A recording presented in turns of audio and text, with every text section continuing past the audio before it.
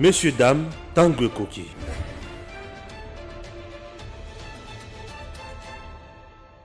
Nous sommes là à bord de Congo Airways. Chers compatriotes, Congo Airways, le léopard volant, fait toujours son travail. Et son travail, c'est même les Congolais de X coin na Y coin. C'est par exemple Patrice Emery Lumumba, Azaki na Bruxelles, la Belgique, Congo Airways, compagnie Mboka ya Bana Congo, et qui n'a quitté na Belgique et juillet, et Zongisie na Congo, Bisika à Salamoussala. Cette entreprise n'est pas en faillite. Oui, cette entreprise doit vivre, doit fonctionner pour aider les Congolais. Sur le plan commercial, elle doit aussi remplir sa mission sociale pour que le pays soit à l'aise. Un pays doit avoir de l'eau qu'on aille. Congo Airways, sur le plan de la frontière, sur le plan de la MIPP, à garantir souveraineté, il y a Congo. Alors, vous regardez vous-même, Congo Airways a plusieurs places. Vous sentez que c'est confortable, les gens sont à l'aise ici, peuvent voyager comme ils veulent et bien servis, calmement, avec un personnel de qualité. Donc Congo Airways n'est pas en faillite, tout va bien. Alors nous demandons à l'autorité de faire convenablement son travail. Bonjour chers internautes fidèles à Eden Télévision, toujours na même rendez-vous na biso pour nato solo lama solo ya mboka ndenge nini ezokende. Na banzi na minute oyo mutu moko te azakimia par rapport ya situation oyo ezoleka na est du pays. Ya komona population na biso aza massacré. Non na M23, non na ADF, mais cette fois-ci, et comme il a battu, oyo bazalaki censé, ya koya pona ko protéger bango, bango nde bakomi susu, plus que ba ADF, oto bandaki ko banga. Alors, boyebi président de la République, le chef de l'État, côté na yepe, afandaki kimiate, d'ailleurs boyebi azalaki na cérémonie ya remise ya bamituka, ko si sakaka cérémonie, Fati a décidé par rapport à l'événement wana. Parce que dans le bas qui yango bien, to beta kantolo, to sepela. Parce que cette fois-ci, to un chef de l'État au hasard à l'écoute, y a population na ye. Fati jamais a koyi ko fanda kimia atala ke population na ye azo bazo kufa. D'ailleurs à loba yango, y a ko se sentir président de la République. Tant qu'il y a komona bandeko na biso ya este bafandi kimia bandeko na biso oyo plusieurs années baleki na façon tout ya violence, tuerie, massacre. Donc nyoso ya mabe bango bamoni yango. Alors le président de la République à côté na ye akoyi kofanda silence te amona bandeko na biso wana bakufaka. Quand même il faut avoir décision. Le président de la République peut avoir une décision autocolobé belango awa. Na réunion ou la sala qui lobby réunion interinstitutionnelle. Et ça qui réunion moko d'urgence. Et ça l'a mis par rapport il y a ba événement ou elanda miwana. To pesa bino réseau ou ça qui soulèvement populaire. Réseau ya soulèvement populaire ou ça la qui wana batu bazo comprendre te. Webi ebele ba politicien mususu awa mal positionnement balinga ki ba récupérant. Ba récupérer sous forme politique. Ba komi kutu ba lettre ba ke funda na ba dirigeant ya mboka. Ke ba dirigeant mboka mutu bazaka na sima ya eloko wana. Pe ba ke funda ba dirigeant mboka ngwe pa nani paka ya Monesco o ya zo sacré bandai ko azo massacrer bandeko na bango. Na ebisaki bino ba politicien ngo. D'ailleurs, les lots déjà beaucoup mis senti bango moko parce que les masques commencent à tomber petit à petit.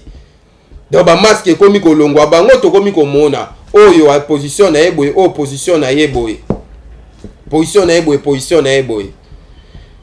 Na bazi nde na lobaki makambo ezo le kawana ezo infecté donc ezo affecté toute une nation. Parce que dans le baka pays na biso eza na 2 345 000 km². Donc babota biso total ngo na ba classe bongo. Donc soko yoki ka ke côté moko boye ata 1 cm bolé longwe ndeko swayo parce que to mesa na bongo te. Okongo na makambo za na est yo awa obia eza musika te. Eza musika te eza na mboka. Nebo ba lilala moko epole ko bebisa malala nyoso.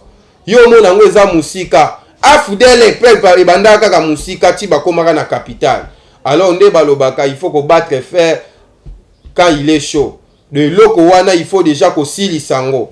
Mais pour na to silisa ngo ebongaki stratégie parce que na minute oyo par rapport à événement oyo uti koleka et ko lakisa biso ke binemi bazaka te oyo biso to bandai ko kanisa. Donc to kanisa ennemi na biso ekoki kozala Codeco, ekoki kozala M23, ekoki kozala ADF. Mais mutu moko te asatandaki kaka bandeko na biso wana oyo bayaki po batia biso kimia bango nde mutu bakoki kozwa minduki oyo il faut ba utiliser pona kobengana banguna. Mais tolandi déclaration na bango awa par rapport ya réponse na bango de façon que ba mettre groupe rebelle au la M23 hors territoire national. Bolandaki déclaration ya représentant ya Monesco Bitu Keita alobi bien ke biso tozala bibundeli moko te ya ko faire face na M23 parce que M23 azana bibundeli moko sophistiqué.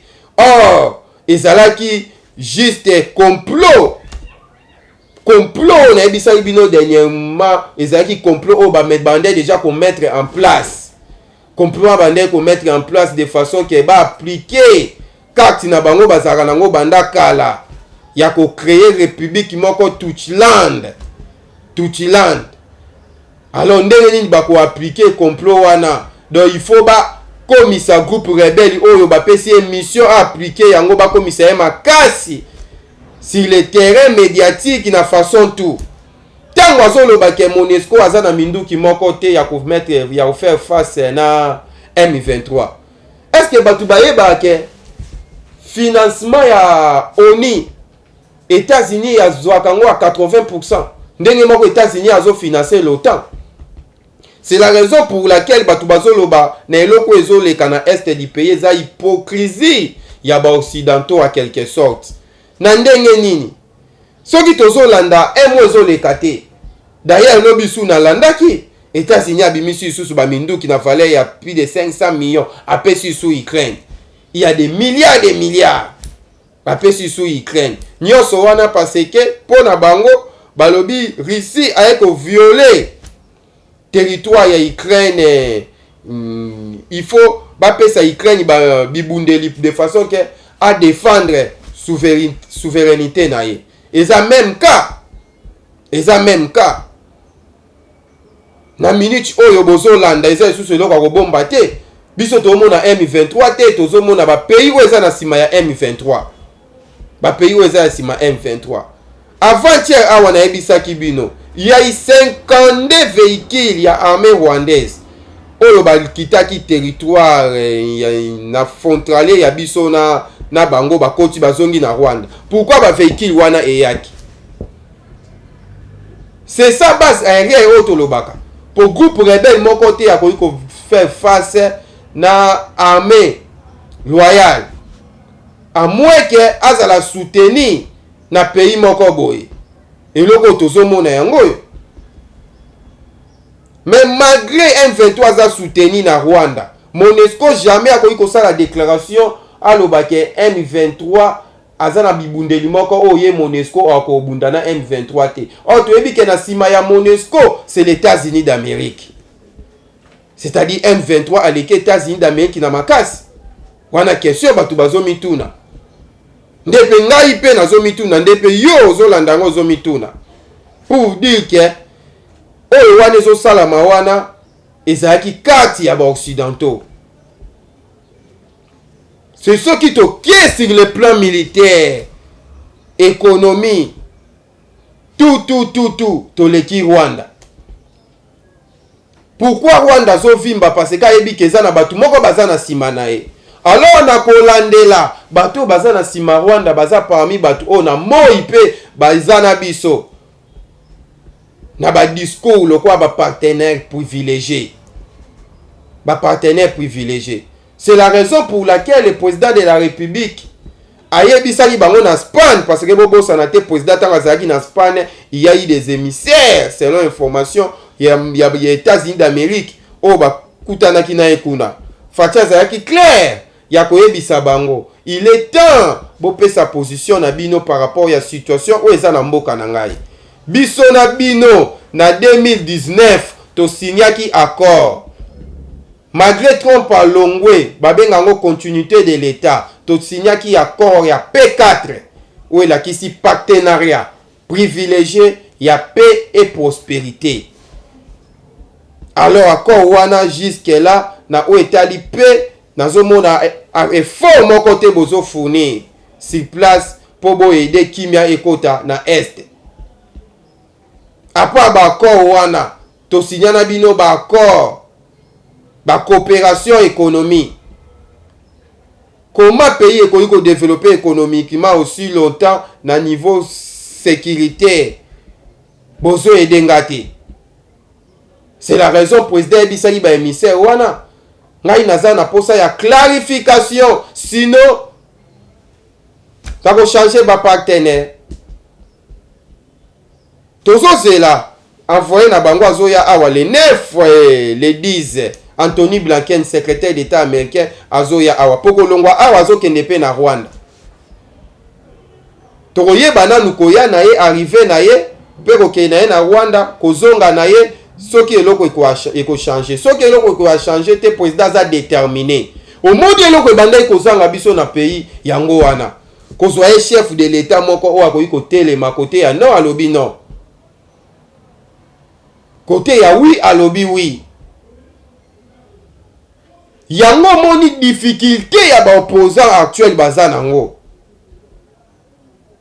Bayebi ke na kobundisa ye diplomatiquement eza pasi tika to kota sikoyo na manjosi donc na benga ngoni donc diplomatiquement eza pasi tika to kota sikoyo na opération ya lokuta. Donc ba rempli ba réseaux sociaux pour na ko désinformer information. Pour na ko désinformer information. C'est la raison bitumba oyo aza nango na minute oyo actuellement eza bitumba pe ya communication. Pour ba appliquer ba biloko na bango bien, il faut ba fina. Ba tourner sur le terrain. Biso loko ba oyo. Ba parlement debout.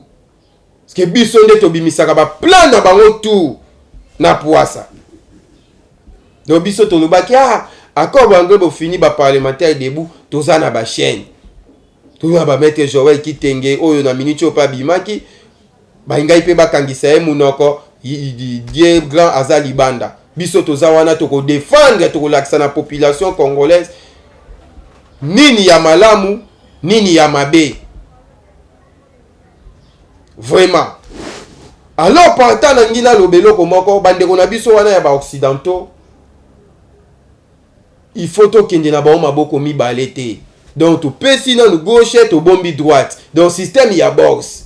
Un vrai boxeur na premier round habite à gauche droite te. Azalaka na liboko moko soko obimisa gauche a bomba droite. Politique ya président Félix yango wana. Heureusement Fatia zalaki souple. Ami kendaki na union sauté. Ayebaki bango bien bato bazalaka boye parce que oyebi muto ya koli na kondo Etienne Tshisekedi de azui ba formation mususu ou msu ongana yo to yebi yango te ngai te Franck Diongo pour Franck Diongo alobango père a forma biso tu na politique mais diplomatie a bombela ki mwana oyo à part cause à la congolais président Félix Tshisekedi yazaki mingi na Europe malgré poste ya idi ataba poste msu ya IDPS a déjà on a niveau ya Europe ba secrétaire adjoint chargé ya relations extérieures. Donc ameka moi ko étudier Mundele nde azalaka. C'est la raison pour laquelle Mundele azoya ko tia piège kaka yemoko Mundele azobima kaka azo c'est la raison pour laquelle ozomona Mundele atie piège kaka yemoko Mundele abimi susu alongoli piège yango. On est sur le canal est wana za ba piège. Ba discours tout Antonio Guterres asali wana, asalaki wana. Ya koloba batutu ba bomi ba casque ya ba kanga bango c'est un crime contre l'humanité. Et ça qui piège. Mais heureusement bango moko ba kanga misu na piège na bango moko. Ba kanga mi na ndenge nini. Na base c'est sous le roi bomba te. liwa ya bandeko na biso bakufi na frontière ya Kasindi. Soki olandi yango bien, eza ba unité na bango babengi brigade d'intervention o bauti na Uganda nde bafongoli fe na paisible citoyen. Biso toyebi tout soda soki ya beti masasi babenga yango na terme na bango, donc babenga yango légitime défense. Mais ya bango bafongolaki yango volontairement parce que population oyo azalaki na frontière azalaki na ni couteau ni arme fe, azalaki na yaka koyemba banzembo. Mais bango bafongoli fe kaka batu oyo population tango bayaki abetaki maboko asepelaki baya ko tia bango na kimia. Mais kaka batu wana bakomi koboma bango. Bakomi koboma bango. Heureusement le président de la République pas kangaki munoko na été.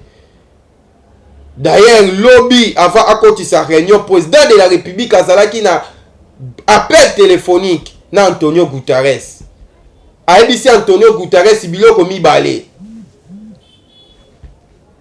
Président aebisi Antonio Guterres naza na posa ya application immédiate ya résolution 2556 ya Conseil de sécurité des Nations Unies. Résolution ya 2556 elobini na résolution wana esengi na évaluation ya retrait immédiate ya MONUSCO na territoire congolais. C'est-à-dire Fati ayokeli ba peuple na ye. Pe selon information réunion wana salami Fati très fâché. Na email moko différent ndenga zalaka des fois. Alobi na bango bakende plus vite basala plan d'évaluation pour la retraite immédiate na bango bakanga bisaka bakende. Parce que ba failli na mission na bino. Population boyaki bo protéger bo komisu ko boma. Pe asuki wana te. Fatia sengelo kwa mibala lobi procès wana ezala procès moko public. Biso toza na posa toyeba identité ya batu wana o babomi population. Parce que bozui bango na Uganda. O boyebi na minute oyo biso Rwanda na Uganda niveau relation ezali. Na minute o relation vraiment eza bien te. Concernant kaka occupation ya Bunagana et pas ya M23. Mais bino bozo kende na Uganda kozwa soi-disant brigade d'intervention na Uganda. Pe brigade d'intervention en a façon de abalati bazo mona déjà bien que ba oyo bazana ba ba soda ya MONUSCO te. Lelo to pesi raison na bandeko na biso ya est o babandai koloba mingi batu wana batekaka ba information mususu ya position ya armée pa ya ba rebelle. Parce que na niveau ya Bunagana les appelle la frontière ya okota Uganda. Ba boya ko elanjela Bunagana ekotimbela. Ba kote lanjela ya Kasindi. Sko brigade d'intervention wana ba yaki ko intervenir na nini? Parce que bitu confrontation ezalaki entre population na MONUSCO. Population a telemi à lobby trop c'est tout, papa boye na mboka na biso bo umeli to sentir rendement mon côté positif boka nga bisaka bokende. Et lobby président de la République pays na biso etambolaka na mibeko, etambolaka na ba test. Constitution na biso epesi mbela na population à se manifester. Mais comment population za ko se manifester bino bobeta bango masasi. Oh écoute, yemoko déjà sali 3 ans na pouvoir. Eza la manifestation moko te to konta banda fatia ko tu pouvoir oko ata des morts, eza la raté. Mais bino boke na bilan na minute on a bisa bino bilan est commis 36 morts. Bilan 36 morts. Bakoufi n'écart il y a moins de 15 jours. Moins de 15 jours.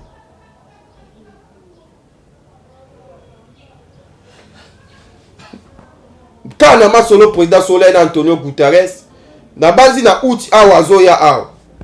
Donc Antonio Guterres azoya awa. Mais président a déterminé qu'il y a na changer position te. Position wana fati soki déjà lobby et loko boye bien bien yesoka lobby et loko ki barango tina li fobo. Donc il faut déjà plan il y a évaluation ya retrait immédiatement na bango déjà etia na mesa baye baba kende le plus vite possible. D'ailleurs le président pesa bango chance ti 2024 mais bango moko ba précipité ko kende na bango. O nyoso ezo salama o ngana zo mona ngo niveau moko spirituel.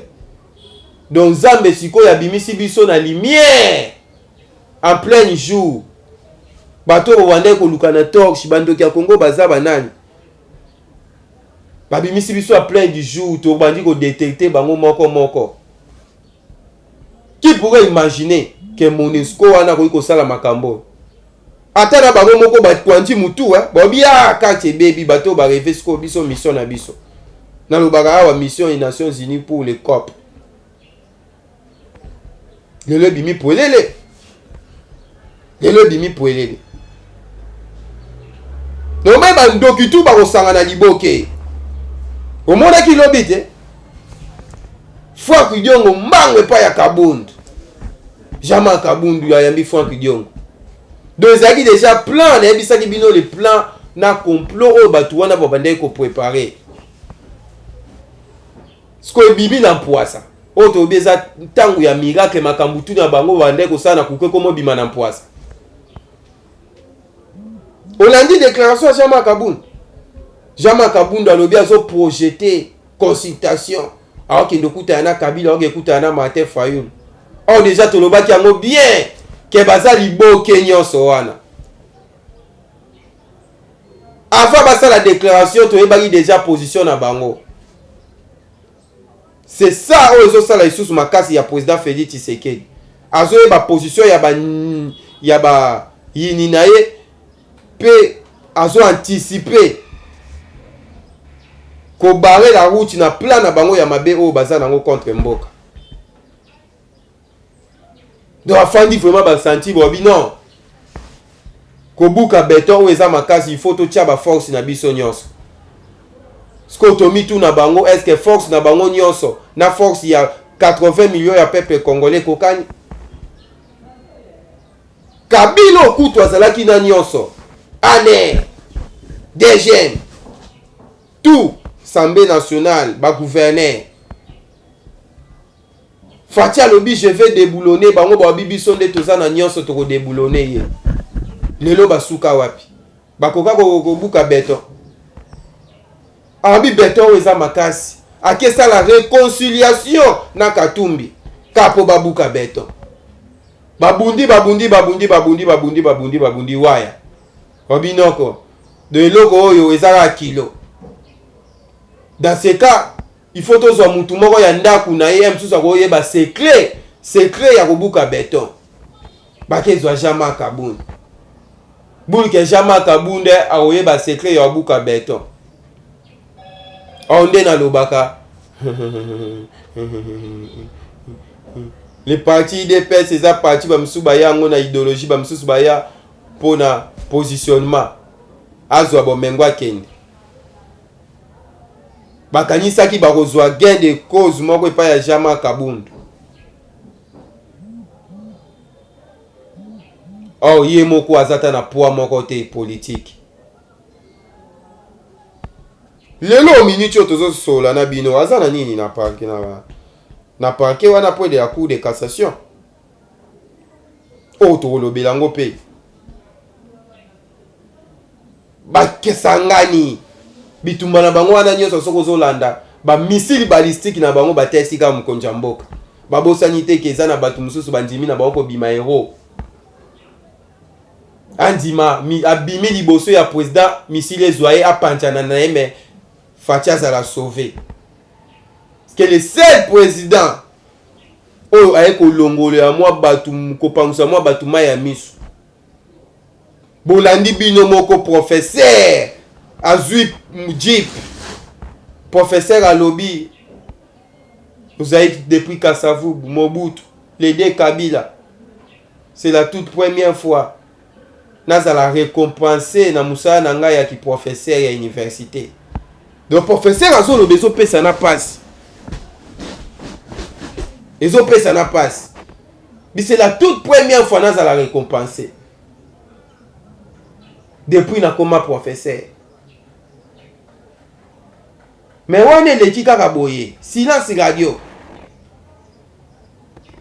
Mutu moko ta olobelango. Mais moko selembao. Fati tango auto sala tourner na ye. Alandi Fati. Alobi. Natika la jamais. Komona. Président de la République atia makolo na selembao. O nazomu. Neza kwa ndoto. Neza lokola ndoto. La voilà. Yango na lobaki take bino bozo multiplier ba énergie pour na kokosa peuple congolais ko intoxiquer bango na ba information lokuta biso pe toza wana pour na kolakisa bango nzela ya malamu balanda. D'ailleurs lelo eza sous ce loko ko bomba te. Eza sous ce loko ko bomba te parce que peuple yemo ko za témoin yemo ko découvrir banani balingaka mboka ona banani balingaka mboka oyo te. Bitumba o eza na este. Eza bitumba o eza kaka te o ezotala bokonja mboka. Eza bitumba ezotala ngai ezotala na yo. Ezotala na ba opposition na ba opposant wana. Malgré boyebi toza na opposition moko nde na lobaka sa position. Bango baza capable ya okendo coopérer na diable de façon que pouvoir ya président Félix Ekweya. Mais toza ba genre opposant wana. C'est na ebisi bango na exemple na pesi bino Kabundi loba lobi ki azozo ke ekuta na Kabila pour na ba sauver nation. Kabila azalaki 18 ans akoyi ko sauver nation te azui nation na libulu lobi président na Côte d'Ivoire. Sima lelo ke ekuta na pour sauver nation. Kabunda kufeli mwana alobi Kabila mutu abomi mwana ngai parce que na boya ki ni na ye. Sima mutu abomela ki o mwana okepa na ye. Toye bakate so Kabila ngo alesa bango ni Katumbi kai Kabunda lobi mutu abomela kai mwana Kabila mutu abomeli o mwana obi susu oke ekuta na ye. Katumbi alobi 6 millions de Congolais o bazali ba o bakufi na este ezaka na mutu ya Kabila wana Katumbi. Kabila za sanguinaire. Les mêmes Katumbi a sali sous réconciliation na Kabila. Franck Diongo oya lobby que naza prisonnier politique ya Kabila. Nako bimaka te tant que Kabila za na azali wana. Mais lelo abimi grâce ya président Félix Tshisekedi akei sous na bloc moko pona ba bundisa sous poursu. Muto abimisa ke na prison. Pe ake ekuta na sous na Kabila. Biso ba Congolais finalement to lukaka nini? Tala niveau yango moni batu ba mindele basakana na biso fort. Baebi ke oyo aza prêt ya koboma muninga na ye. Ataka na $1000. $1000 kutu ebele. Tolandi yango wana procès ya Chebe ya na Fidel Bazana. Bolandi procès boyoka. Ba mususu na mission wana bénéficiaka na $50 pour aboma ndeko na ye. Tala niveau bandeko wana batie biso. Mais tobaki ezata ya délivrance. Oto bandai ko luka yango wana kozwa un président de la République qui aloba non na place ya non, oui na place ya oui.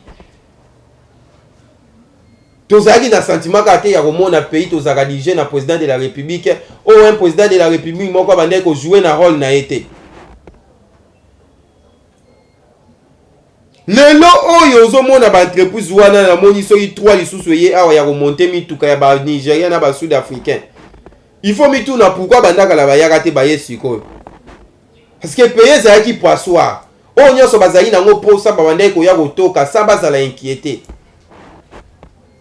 Politique ya ganya oyo Faci atie awa atie yango mpona intérêt na eta atie mpona intérêt na biso yango na obaki soki eza na mutu oyo tokoki koprotege makasi lokola président Félix Tshisekedi aza te mpo soki toperdre kaka ba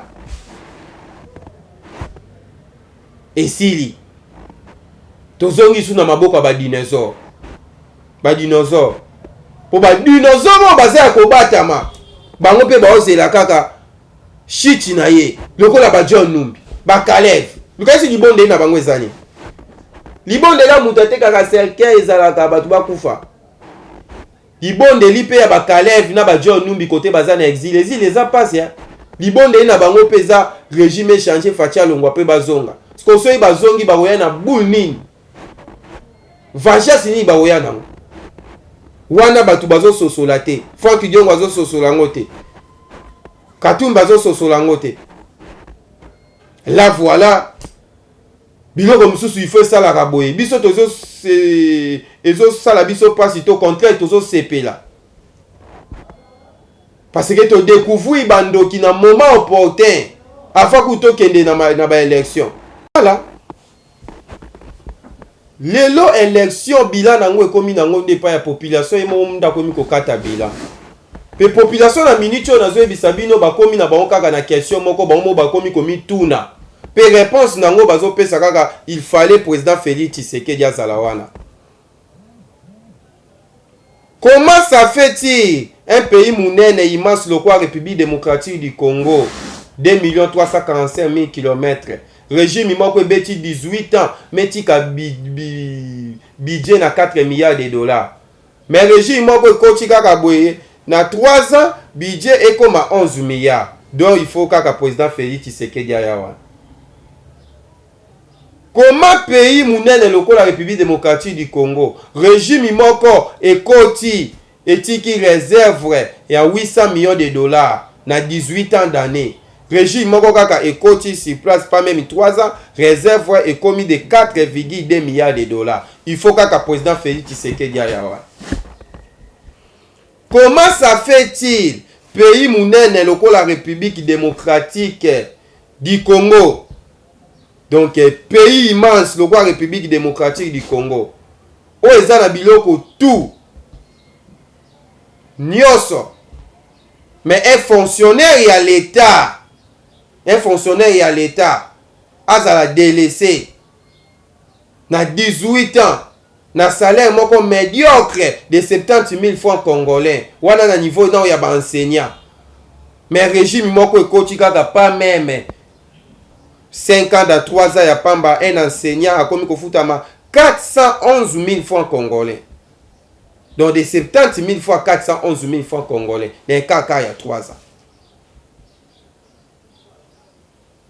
Comment ça fait-il pays monene lokola République démocratique du Congo au ba direction nango lokola ba DGI ba régie financier nango bande ko kotisa msusu ba 100 millions na année. Mais le lieu comme na ba mois ba komi ko sala ba record ya ba 1,5 milliard de dollars. Donc il faut que le président Félix Tshisekedi ayawana. Il faut kaka yawana. Parce que bilan oyo batu bazo luka bilan na yebite mais bilan yango wana. Et loko batu bazo bosa na population oyo ya 18 eza population ya minute ote. Lelo population za éveillé.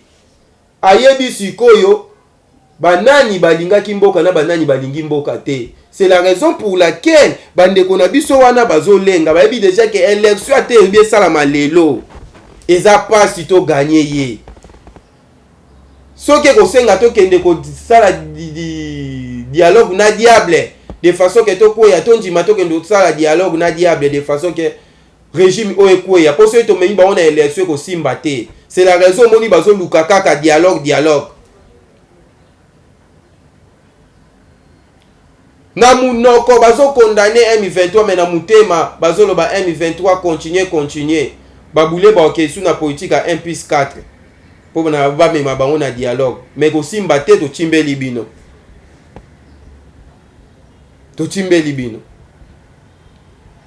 biso to za population za sous député to zo mona o ezoleka lelo jama kabunde akozala kuna na parquet pour de la cour de cassation na minute oyo déjà nde nayebisa bino aza kuna bazotala bafe na ye soki eza vraiment bafe oyo vraiment il faut balanda ye na justice et après bou bakokoma na assemblée nationale de façon ke balongola immunité na ye na lombango parce que au moment où je vous parle ti lelo azosamba azaka na immunité na ye mais selon mibeko ezalaka mwa pasi ya okanga mutu mbala moko kotia ye na boloko sans pour autant balongola immunité na ye. Alors lelo nde tokoyeba suite fin na banzi na bapoko atokozonga isusu awa tosolola na oyo eleki kuna na banzi kolo zamba za na bino sans oublier ba partenaire privilégié les DG Okitol na Paris et Vie Pade Molimo na Pretoria.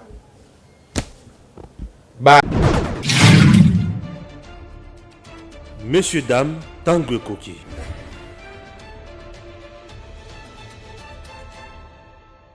Nous sommes là à bord des Congo Airways. Chers compatriotes, Congo Airways, le léopard volant, fait toujours son travail. Et son travail, c'est même les Congolais de X coin na Y coin. C'est par exemple Patrice Emery Lumumba, Azaki na Bruxelles, la Belgique, Congo Airways, compagnie ya mboka ya bana Congo, et qui n'a quitté na Belgique et juillet, et zongisie na Congo, bisika asala musala. Cette entreprise n'est pas en faillite. Oui, cette entreprise doit vivre, doit fonctionner pour aider les Congolais. Sur le plan commercial, elle doit aussi remplir sa mission sociale pour que le pays soit à l'aise. Un pays doit avoir de l'eau qu'on aille. Congo Airways, sur le plan de la frontière, sur le plan de la MIPP, a garantir souveraineté, il y a Congo. Alors, vous regardez vous-même, Congo Airways a plusieurs places. Vous sentez que c'est confortable, les gens sont à l'aise ici, peuvent voyager comme ils veulent et bien servis, calmement, avec un personnel de qualité. Donc Congo Airways n'est pas en faillite, tout va bien. Alors nous demandons à l'autorité de faire convenablement son travail.